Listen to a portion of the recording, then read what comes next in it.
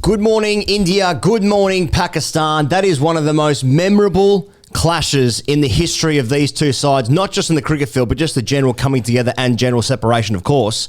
A game between India, Pakistan in Sri Lanka.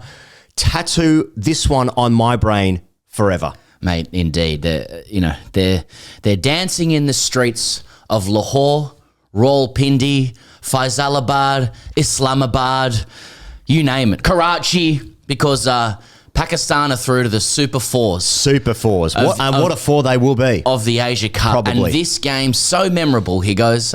One of potentially 5 clashes these two will have in the next 10 weeks. But if you ask me in 10 weeks what happened on that sultry evening in Pallekele, I will tell you I don't have a fucking clue. Australia have secured a series victory in South Africa. Gus Atkinson gets a debut for England. He had photos of Jimmy Anderson in 1997 when he was playing. But this is the big one, and this is the Asian century. And TGC is brought to you by Cricket.com. You can download the Cricket.com app right now for all the stats and analysis and Duckworth-Lewis systems. It's user-friendly and revamped for every cricket fan's liking. Hey, also, if you're in the neighbourhood of subscribing for things with Cricket.com, Cricket.com/TV on their YouTube channel. Go and subscribe there. You got your explainers, your fan cams, your watch-alongs, all of that sort of gear. Cricket.com/TV. First of the 3 things, Pez, is India were all out for 266 and it was a fucking washout. But earlier on, we saw Shaheen rip through that bad boy. Rohit, Virat, and then later Jadeja and Hardik. 4 for 35 off 10. And isn't there something just tremendously hot about a big green left-arm man with an enormous fucking head? He's steaming in and he's swinging it through the gate. It's a flick of the wrist, a pronounced seam, a clipping of the bail, an iconic celebration, and a Afridi on the back, Pezza. Kind of like Afraid, which I am, but different. And just harps back to all these memories of one of Pakistan's most famous cricket names, Afridi, chewing on the cricket ball, etc. It's sort of narrated on comms by Wasim, Waqar, and to a lesser extent Matthew Hayden. No, you're right. Waqar, I mean, Shaheen conjures all of the great feelings that we have about Pakistan cricket. That Roger Ramjet jaw. It's a jaw for absolute days. For days. It's a week and a half. I'm here for it. You talked about it being hot, judging by the sheer volume of pre-match clips from people in Kandy, Pallekele, reporting on the weather, you knew that there was going to be weather about. The first innings had that Maha season energy to it. And I talk about that often, the north east monsoon season just kicking in. Yeah, it's annoying when you talk about it in Melbourne. Yeah, that's right. We don't get much of that. This again, Pezza. No, it was in Pallekele, it was a broody afternoon that gave way to a sultry evening. And if that ain't the fucking conditions for Shaheen Afridi, then I'm not here. You're not here. Then I'm not here. And yet I am. Existential crisis. The stadium, very straight. Pakistan, India. You're going. You're probably looking at about what? We're doing some research on the ground. We've got some bodies on the ground. 8 million people watching on Hotstar. A couple 100 million on TV. How many crawl are we looking at? Yeah, I don't know how to make that conversion yet. Yet, but Shah. What is it? Rohit wins the toss, bats. Yeah. They both wanted to bat. Both wanted to. A couple of furrowed eyebrows from the old guard. Crow's feet. In the shed. Yeah, crow's feet, furrowed eyebrows, depending on how the hair works there. But the early exchanges were pretty dicey for India with those conditions. Like the ball was moving deluxe, nipping and skidding in the clammy conditions. One of those ones where if anything it was doing too much. The best way you can sum up what was happening in those early exchanges was Afridi gets his wickets with good length deliveries, but basically, as Matthew Hayden said, in response to Waqar, so Waqar said, Shaheen Afridi was bowling too many wides. It was just a little bit too loose. And Doss, who's fresh from having sort of coached Pakistan as an assistant, said Waqar, he's going hunting, And, I agree with Doss. I mean, look, far be it from me to disagree with literally the greatest Yorker bowler from Pakistan. Yeah, right, in Waqar Younis, who says sometimes you just need to pull it back a little bit and be more judicious when you go for that Yorker. They got a fair amount of credibility there. Waqar Younis saying that. Yeah. Doss was correct, and that's what I want to see from Shaheen. He's going hunting. Yeah. And the other thing, when Harris Ralph came on, Doss said, what did he say? He's a bright red Ferrari, bold and quick. That was fucking good. That was good. Good. Was he going hunting? Well, he was going at 9s. Now, that's not to be confused with Len Hutton. Len Hutton, the famous right. English left-arm bat. That's right, Len Hutton. Yeah. But anyway, yeah. No, look, Afridi and Nazim Shah were causing all sorts of problems for the guys. It was one of those, you could tell watching it and looking at the deck and everything, like the ball's just sliding, skidding around. It's moving a lot.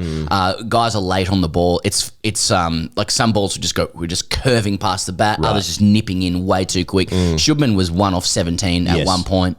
And I'm not saying it was matter of time stuff, but India were basically defending and trying to get through that period. Shaheen picks up the wickets that he does. Haris Rauf got very lucky to take it to 3 for 7. Like he got absolutely smoked by Shreyas Iyer, who was batting really well, but hit it straight to fucker. And all of a sudden, India was in the shit before Ishan Kishan and Hardik Pandya rebuilt, steadily. Just want to give a couple of stats here, Pezza. This is part of the Stat Dog segment. People come here, Pezza, for the stats. Cricket.com, they're supplying the stats. So I got a couple of stats here for you. Stats show, the great cricketer. Shaheen Afridi becomes the first bowler in ODIs to dismiss both Kohli and Rohit bowled in the same innings. The last time all India's top 3 batters were dismissed bowled in ODIs was, of course, the famous 2012 game against Pakistan in Chennai. In fact, the last 3 occasions that's happened, all against Pakistan. So, yep, okay. That is something to think about. I'll tell you what, my actual experience of the Rohit dismissal was they'd just come back from a break in play. I was doing the dishes and I was actually watching with my phone on my laptop during the break. I was watching the drummer from Megadeth, drum having not heard Mr. Brightside by the Killers, drum over the top of it having not heard the drum track, just to see what his interpretation was. Sort of shit I was doing. That's what I get up to on a Saturday night. So that was the ensemble to the dishes. And then I didn't realise they'd come back from the break, and I saw Rohit walking back to the pavilion, so I'd missed it. So I skipped back. Right. And I saw that he'd been bowled, and I'm like bowled is just... If you're a top 3 batter... You've been defeated. That is humiliation, but it is pure defeat. Yes. And that's what it was with Rohit. I think he might have sort of... he might have got something on it. I don't know if it was clean bowled. Virat played on. Chop. That was a chop. Choppy chop. Chop on. And not to be confused with, of course, Andrew Simons and his pomp. But exactly. But again, it was just speaking to Shaheen Afridi's supremacy when he's really got it going. So the second thing, Ishan and Hardik rescue. Yep. They came together at 66 for 4, 138 runs stand for the 5th wicket there. I'm going to talk about what this means for KL Rahul. Obviously getting some rehab in Bengaluru there, but Ishan Kishan. Doing a job. Obviously, Hardik, we know what Hardik can do. This is sort of, I wouldn't say it's par for the course. It's a fantastic innings. What do they both have here? So Ishan Kishan, 82 off 81, Hardik, 87 off 90. But at 66 for 4 against that attack, pretty good. Was it a rescue effort? Were they wearing hard hats and overalls? Oh, they got themselves into a position where we're expecting India to make 300.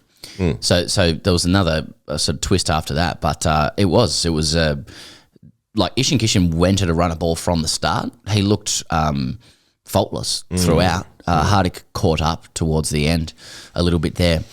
I mean, look, Ishan Kishan could play a chanceless 80-odd as he has here to save his country against their nemesis. But the ultimate question about his ongoing selection will be, what's his friendship with Virat like? Yeah. What did he get Virat for the wedding? Yeah.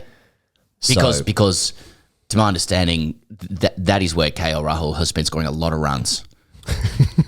At weddings. I don't know about his conduct at weddings specifically, but I just know that if Cricket.com statisticians could pull up any stats around the sort of friendship power rankings within the Indian team, that's just what I'm hearing. Yeah. So I think Ishan wants to work on the emotional intelligence, social intelligence. I don't know what he's probably a fine bloke, a fine man. Yeah, sure. But yeah.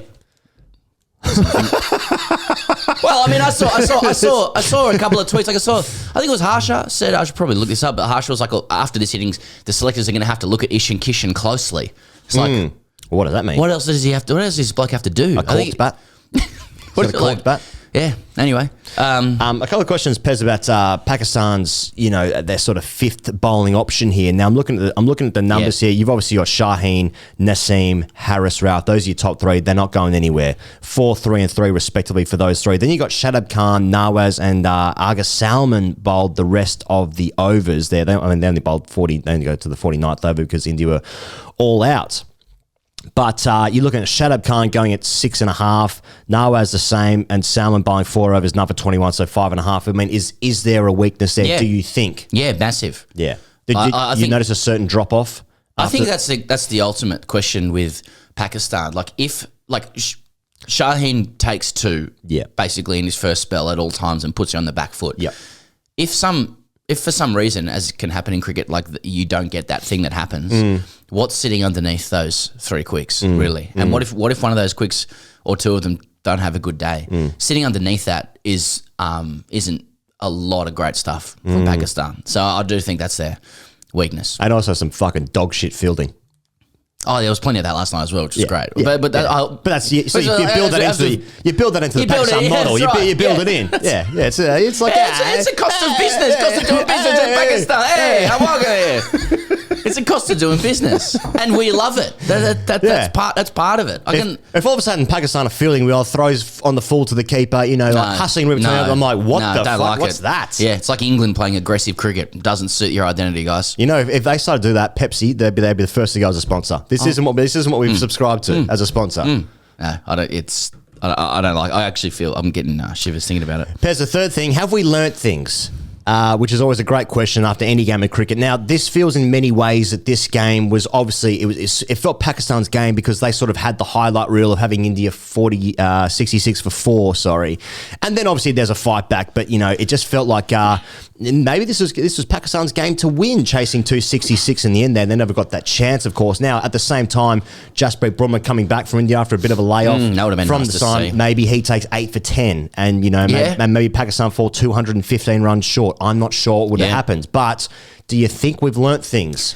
I think it's more confirmed things as well. Like there was 3 sections to that innings. Like Pakistan were way on top when their quicks were bowling at the start in favourable conditions. Then through Pandya and Ishan, India absolutely dominated, got themselves into a position where 300 was expected. They could launch from there, and then when the quicks came back for the end, they just ran through them again, and it was the result was 260.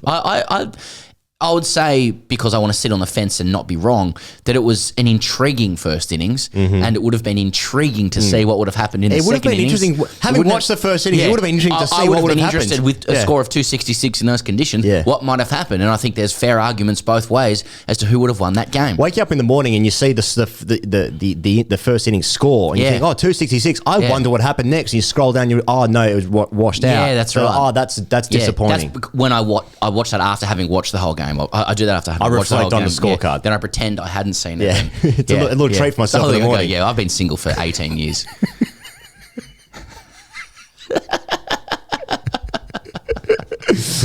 Hashtag AskTGC. Pez, this one. Get your hashtag AskTGCs, and I want to see some questions in the comments. Some questions in the comments. Give them the croissants in the comments. That's different. That's for a French channel that Pez and I run called The Beret Cricketer. Prop Piglet wrote in. Prop Piglet wrote in. He says, "Good work, soldiers. Report back to base when you can pronounce every single word in every single language and dialect correctly." This is obviously now I'm actually scared to even say the nation's name. After the Pakistan-Nepal game, now people have been saying he's doubling down. People have been saying like me, Nepal, like how you say it in Australia and basically every English language. Hey, some people have been saying it's actually Nepal. Some people have been saying it's Nepal. So, it's almost as though there isn't one way to say it. There's almost like one way to say it. Yeah. But let us know your strong, firm opinions in the comments, and also a couple of questions. Anything else you want to say before we sign off about this first? I think this is actually a best of 7 series between India and Pakistan for the Asia Cup. Shout out to Palakelly, whose ground or whoever's putting on this tournament, I don't know who, was playing some absolute bangers in were between they? overs. Were they? Man, Yeah. some Asian bangers. Okay, yeah. Crowd, although only half full, were going really hard. Yeah.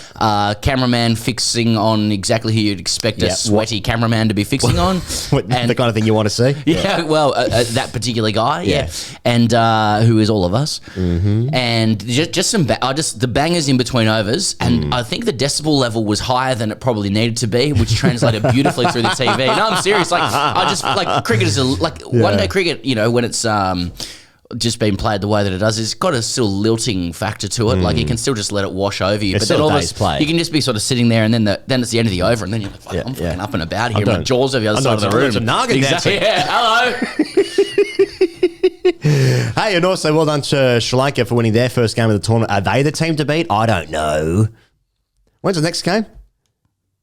Exactly. The Asia Cup, baby. See you soon.